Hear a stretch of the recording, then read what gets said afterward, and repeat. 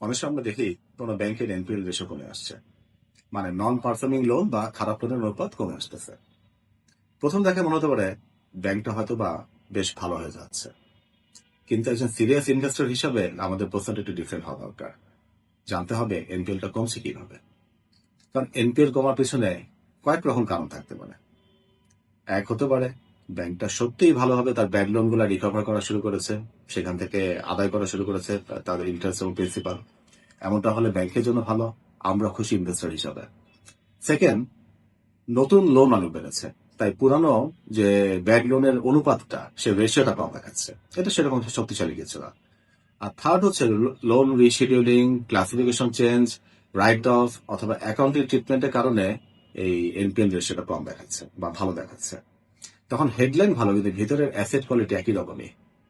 তাই শুধু NPL ratio দেখলে হবে না, একজন সিরিয়াস ইনভেস্টর হিসাবে আরো দেখতে হবে প্রভিশন কাভারেজ কি রকম ব্যাংকের, ক্যাশ রিকভারি হচ্ছে কিনা, অর্থাৎ যে লোন থেকে ইন্টারেস্ট ইনকাম হচ্ছে সেটা কি ক্যাশ ফ্লোতে আসছে কিনা, এই ব্যাপারে কোনো নোট আছে কিনা, অ্যানুয়াল রিপোর্টে ম্যানেজমেন্ট কোনো ব্যাখ্যা দিয়েছে কিনা ব্যাড লোনের ব্যাপারে।